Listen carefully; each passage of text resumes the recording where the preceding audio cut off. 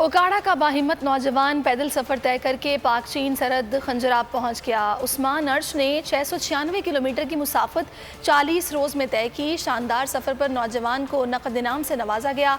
तफसीलात बताएंगे नदीम खान अपनी इस रिपोर्ट में।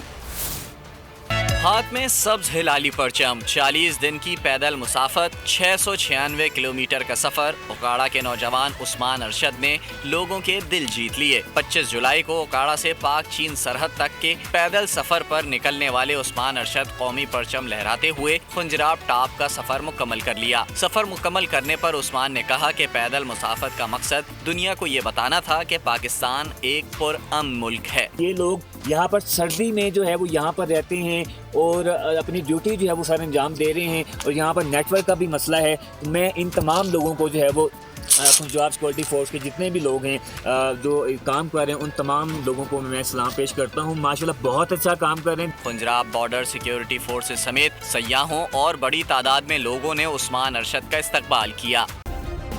सब्सक्राइब करें और बेल दबाएं ताकि कोई खबर रह न जाए।